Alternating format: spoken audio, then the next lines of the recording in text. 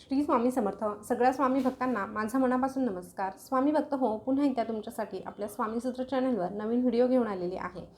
आजच्या व्हिडिओमध्ये आपण खूप सुंदर अशी माहिती जाणून घेणार आहोत. नक्कीच ती माहिती सुंदर असण्यापेक्षा जर त्याचा अवलंब तुम्ही तुमच्या जीवनामध्ये केला तर निश्चितच हीच दिवाळी काय, पण इथून पुढची प्रत्येक येणारी दिवाळी ही तुमच्यासाठी भरभराटीचीच जाणार आहे. प्रत्येक दिवस हा दिवाळीप्रमाणे तुम्ही साजरे करणार आहात. तर निश्चितच दिवाळी म्हटलं तर हा खूप मोठा सण आहे आपल्या सगळ्यांसाठी, आणि जो तो त्याच्या परिस्थितीनुसार तो सण साजरा करण्याचा पुरेपूर प्रयत्न करत असतो. आणि स्वामींच्या कृपेने प्रत्येकाचं घर दिवाळीच्या दिवसांमध्ये हे प्रकाशमय झालेलं असावं आणि प्रत्येकाच्या घरामध्ये आनंदाचंच वातावरण असावं, हीच आपण स्वामींकडे प्रार्थना करूया.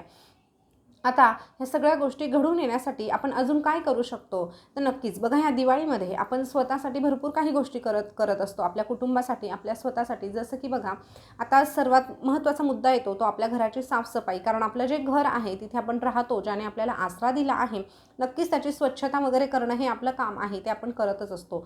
त्यानंतर दिवाळीचं फराळ वगैरे जे काही गोडधोड पदार्थ बनवले जातात त्यासाठी आपण सगळं काही किराणा वगैरे आणतो, घरामध्ये पदार्थ बनवतो, सगळीकडे अगदी खमंग सुवास असा येत असतो. त्या व्यतिरिक्त घरामध्ये आपल्या लहान मुलांपासून तर अगदी मोठ्यांपर्यंत नवीन कपडे घेत असतो आणि अशा पद्धतीने दिवाळी साजरी करत असतो. आता ह्या सगळ्या गोष्टी तर आपल्याला करायच्याच आहे आणि प्रत्येकाच्या घरामध्ये ह्या गोष्टी साजऱ्या व्हाव्यात अशी स्वामींकडे प्रार्थना आहे. पण या व्यतिरिक्त अजून आपल्याला काही गोष्टी करायच्या आहेत, जेणेकरून आपल्याला आपली प्रत्येक दिवाळी अशाच पद्धतीने चांगल्या पद्धतीने साजरी करता येईल. तर ती कुठली? तर ह्या सगळ्या गोष्टींमध्ये आपल्याला आपल्या स्वामी महाराजांना विसरायचं नाही. आपले जे घरामध्ये देव आहे त्यांना विसरायचं नाही. आता तुम्ही म्हणाल, आम्ही कुठे देवाला विसरतो, रोजच देवपूजा करतो.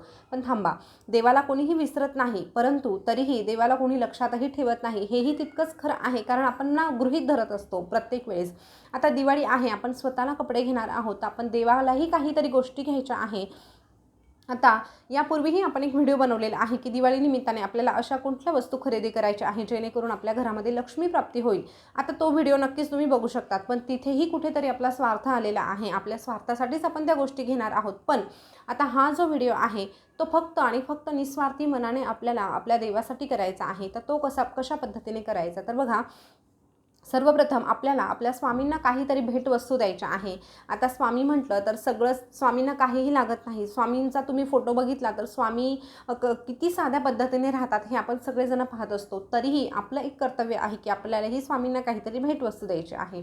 तर आपण स्वामींना कुठल्या प्रकारच्या भेटवस्तू देऊ शकतो हे थोडक्यात सांगते. आता तुमच्याकडे जर मूर्ती असेल तर स्वामींच्या मूर्तीसाठी आपल्याला ज्या आवश्यक गोष्टी आहेत त्या तुम्ही घेऊ शकतात. आता त्यामध्ये प्रामुख्याने येतं हिना अत्तर. बघा, हिना अत्तर म्हटलं तर स्वामींचं खूप आवडतं आहे. स्वामींना अतिशय प्रिय असं जे हिना अत्तर आहे ते तुम्ही स्वामींना भेट म्हणून द्या. आता प्रत्येक घरामध्ये रोजच्या रोज हिना अत्तरचा वापर केला जातो, पण अजूनही काही घरांमध्ये जर हिना अत्तरचा वापर केला जात नसेल तर तुम्ही स्वामींना भेटवस्तू देण्यासाठी हा एक उत्तम पर्याय आहे. हिना अत्तर तुम्हाला अगदी एवढी अशी छोटीशी बॉटल असते, ती जवळजवळ 60-65 रुपयाला तुम्हाला मिळते.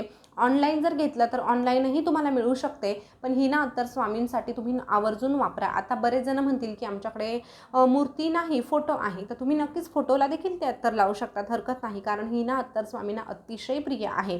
स्वामींच्या आवडीनिवडी जपणं हे देखील आपलं कर्तव्य आहे. त्यानंतर आपण अजून काय घेऊ शकतो, तर हार. बघा, आता स्वामींची छोटीशी मूर्ती असेल, थोडी मोठी असेल किंवा फोटो असेल तर आपण हार घ्यायचा आहे. आता जुना हार असेल तर राहू द्या, जाऊ द्या, पण आपल्याला नवीन हार दिवाळीनिमित्त स्वामींना भेट द्यायचा आहे.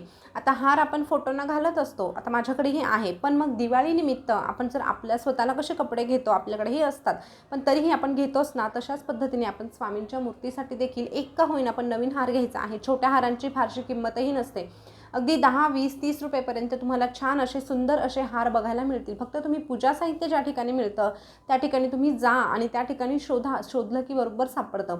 या व्यतिरिक्त स्वामींसाठी तुम्ही फेटा घेऊ शकतात, वस्त्र घेऊ शकतात.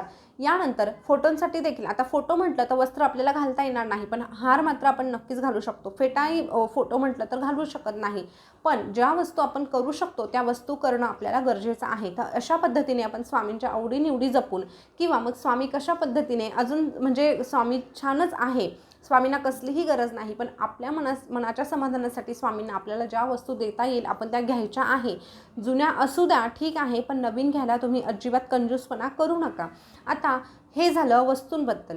या व्यतिरिक्त आता आपण स्वामींसाठी काय भेटवस्तू देऊ शकतो जे अगदी अनमोल आहे, किंवा मग त्याला अजिबात काहीही त्याच्यापुढे कुठलीही भेटवस्तू ही म्हणजे कमीच आहे अशी कुठली भेटवस्तू आहे? तर बघा, आपल्या स्वामींसाठी आपण अशा काही गोष्टी करायच्या आहे जेणेकरून स्वामी आपल्यावर प्रसन्न होणार आहे. त्या कुठल्या?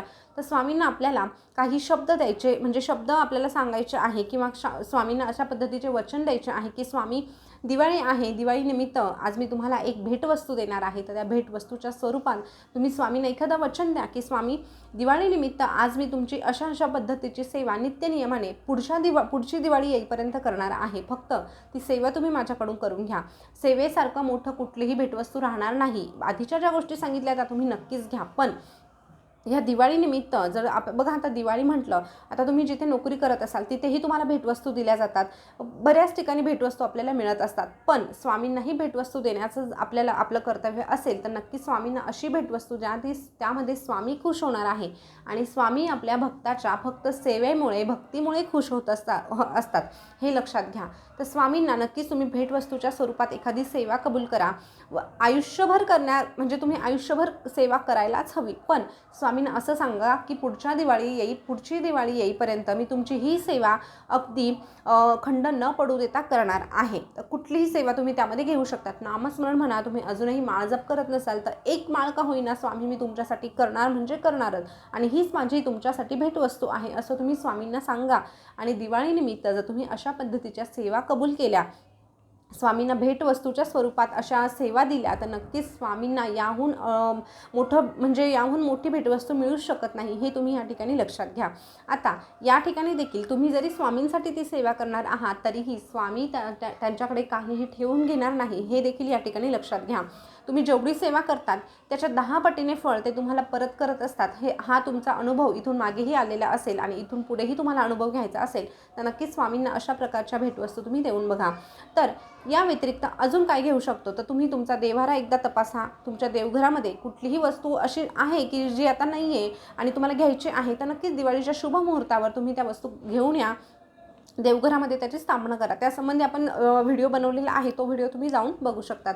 तर स्वामी भक्त हो, नक्कीच तुम्हाला ही माहिती आवडली असेल तर कमेंटमध्ये तसं सांगा. शंका असतील तर त्याही विचारा. पुन्हा भेटूया नवीन व्हिडिओसोबत, नवीन माहिती घेऊन. तोपर्यंत बोलत राहा. श्री स्वामी समर्थ.